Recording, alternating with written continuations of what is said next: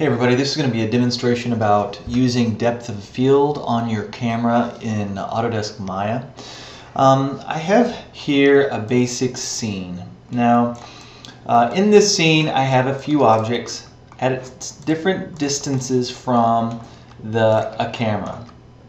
And I want to demonstrate how you can use depth of field to add realism and a sense of blur and depth, depth of field, depth to your scene. So I'm going to actually create just a default camera. I'm just going to go up to Create, Cameras, and I'm just going to create a camera. It's a regular old camera, and here it is. I'm going to move that camera, and I'm going to use the T button, T key, to allow me to place it and keep the center of focus at specific locations. So I'm going to hide these guys so that you don't confuse them with this one. But this is the one I want to see, and I'm going to go to a different view here, and I'm going to call that camera shape. It's camera 1. I'm going to call that my cam. And so I can go over here into my panels and say my cam. And this is what my cam sees. And I'm using texture and colors so that I can see a little bit. So what I want to be able to do is I want to be able to look down this line of sight and see then what my camera sees. So here's an object, and here's an object. Now currently I'm going to kind of I want to kind of see here. So what I can do is I can frame it in with this little icon here. This is going to show me my resolution gate. And this is how I can look and see what actually is going to be visible within my actual scene. Okay, and so I'm going to move this a little bit so I can see things clearly here, here, and here. Now what I want to do is I want to use depth of field to focus on specific subjects in my scene. If I was to render this currently, here's my scene. If I was to render this right now, it would look like this. Here's my front object, my middle object, my back object, all in perfect focus. Now I don't want that because I don't want infinite focus. I want there to be a sense of depth there, something that has distance on it. Now one of the things we can do is if we were to select our camera by going up here and just choosing the select camera, my camera is selected. Notice that the little line is visible. And if I went to my camera attributes here, one of the things we can do is we can adjust a few things. We can adjust the focal length of which our camera is created. Now 50 is considered more like the human eye. A 35mm camera is going to give us a wider view. Notice that here in my scene, I'm going to go to View, Camera Settings, and I'm going to say horizontal, and I can see this. So notice that if I'm at 50, this is more like a human eye, and it's not quite as wide. The smaller the numbers, the wider the broad look. So if I wanted a panoramic view, I could decrease this maybe down to 25 or something like that. A little bit longer. The shorter, the less focal length I have, the broader and wider and the more stretched things feel. You can see that I haven't moved my camera, but you can see that I'm getting a very stretched feel, but I'm getting a very wide panoramic view. Now that's one of the first things you can do to kind of set things up the way that you want. Now I'm going to go back to 50 because I want this to represent maybe a human eye. Now there's a couple other things that you'll notice. When I'm here and I have my camera selected, I'm in my attribute editor here, and I'm looking at my attributes for my camera. And I have a few things here that I want to look at. One of them is the depth of field option. Depth of field is off by default, but I can turn it on, and when I do, we can see these different numbers that pop up. So when I turn it on, if I was to turn this on and render my scene,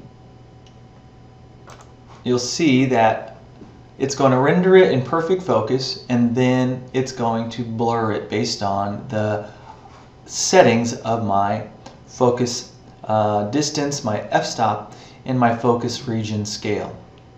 Now there's a couple things here that we need to be very selective about. One of them is, first you have to decide, what am I focusing on?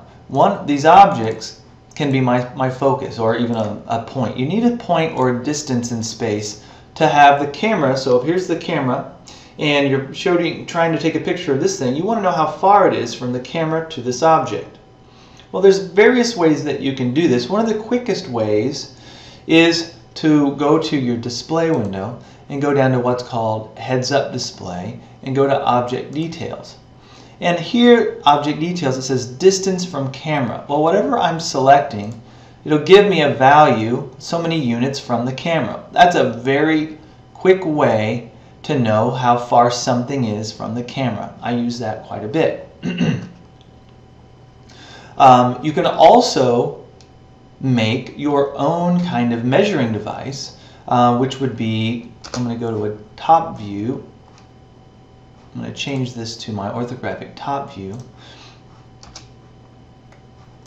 And I have my camera here, and I have the area it's looking at, and I can create a measuring tool, create measuring tools, distance tool.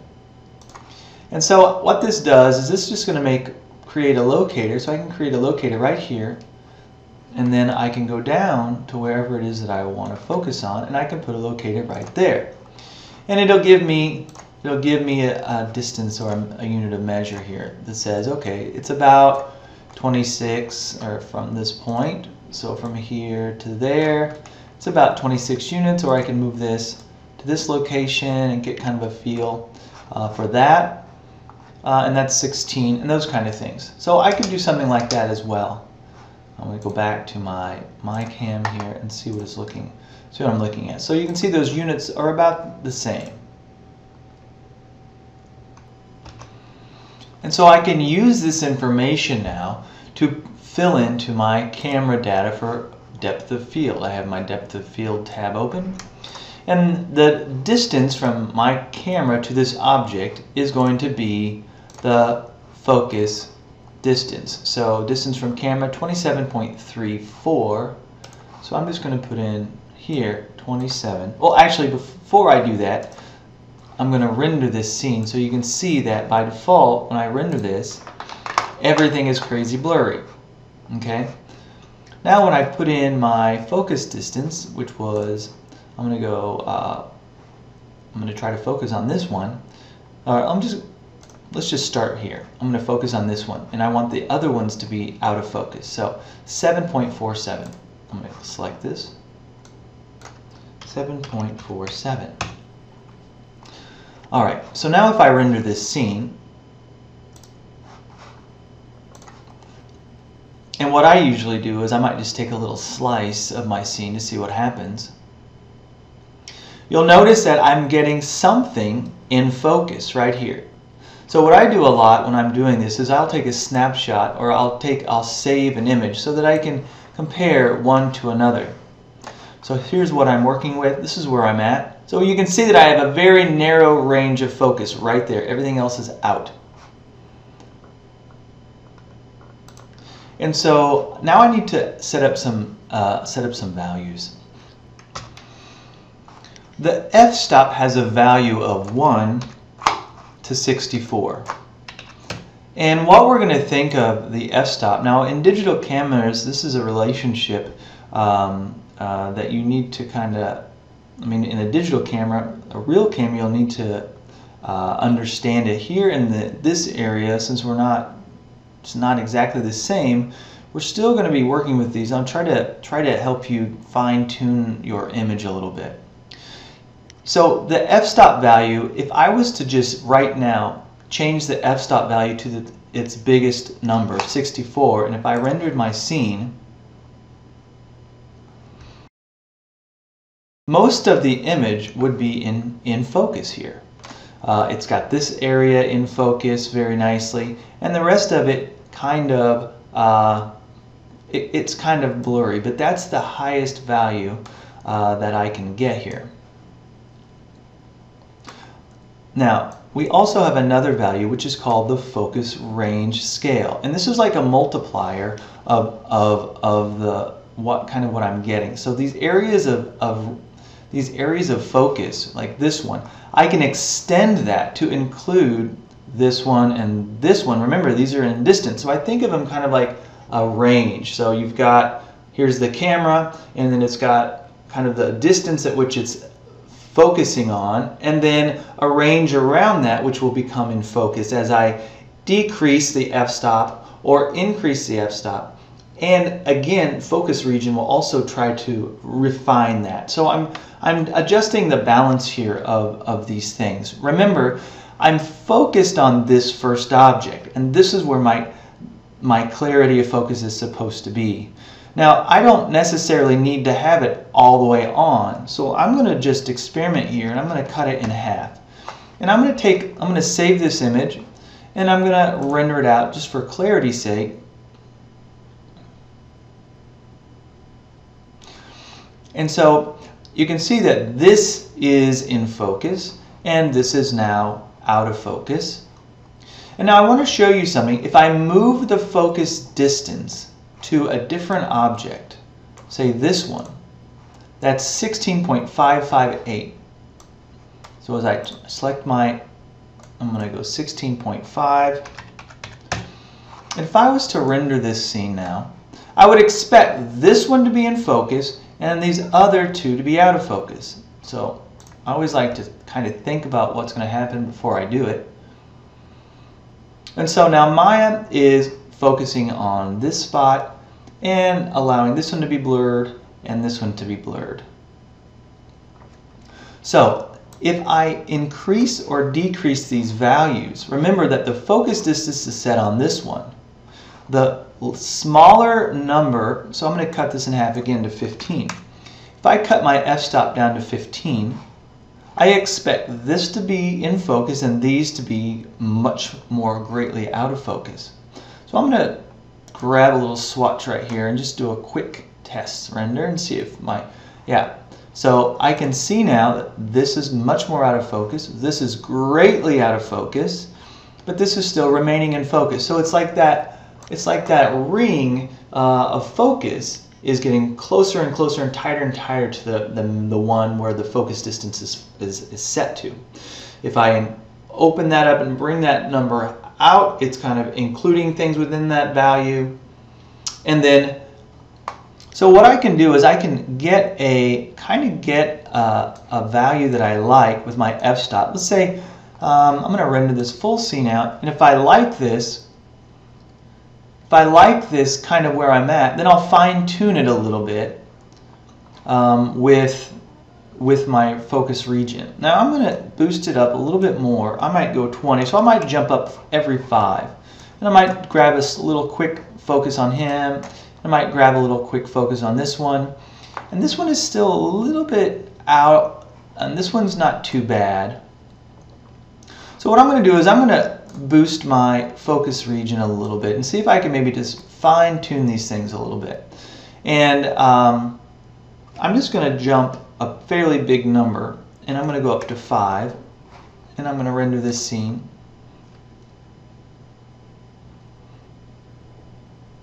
And notice that that 5 gives me a lot more control now. This is in clear focus. This is slightly out of focus. If I was to save this and compare, no, I guess I didn't do that last one, but I can see that it's not in super focus. That would be super focus. So it's not terribly out of focus, but it's not as in detail as that one. This one is in focus. This one's enough that it's not quite the main subject, but it isn't really causing a, it's not like a big blur glob there. So if I took this down again, maybe to 3, and I rendered this out,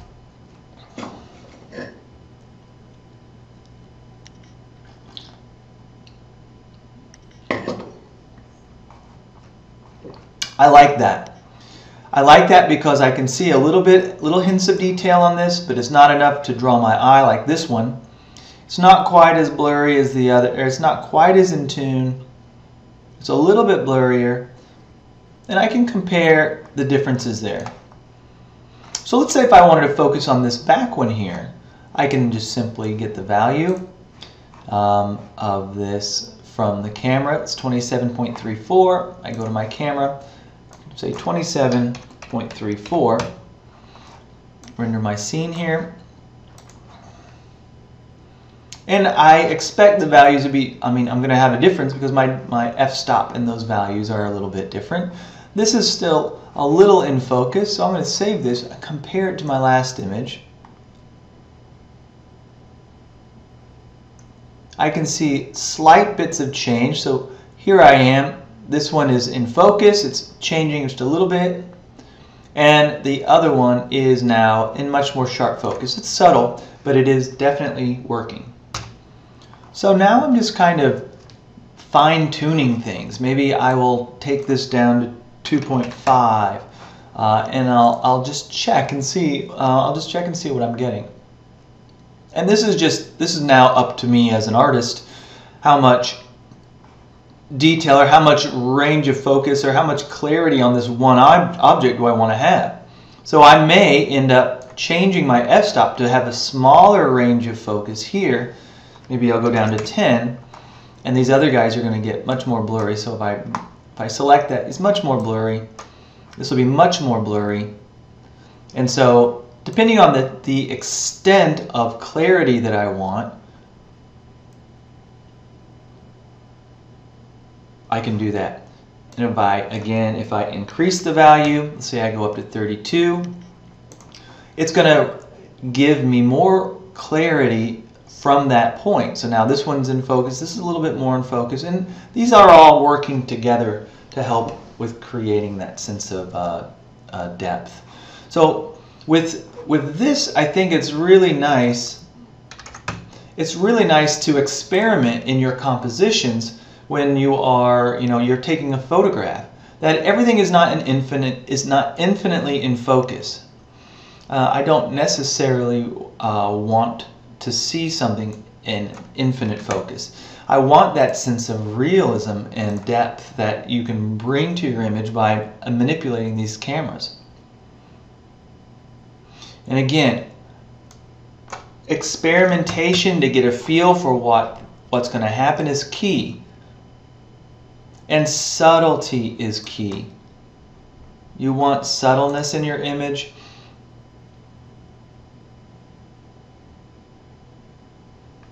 Alright, so I hope that is helpful. It's something that you've got to play around with and experiment with and work from. Another thing to experiment with, like I had said, is the different types of camera settings, the focal lengths. If you wanted to do something, if I wanted to focus on something, I can change the focal length of my camera, or I can back it off, like I said, and you can create much wider or more distant types of rendering. So the distance from the camera hasn't actually changed, but the image and the feeling would definitely change based on how you adjust that camera. So you can experiment with those cinematic elements and get really interesting effects by doing that. So there's a lot of things to think about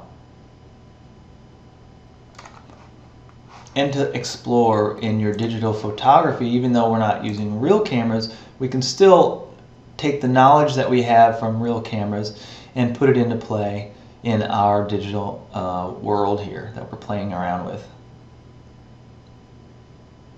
And that's just by moving the camera's length and having the values of it. Notice how the areas around it gets blurry, even though this is in pretty good focus. So if I went down even further, let's see what happens if I go down to 2.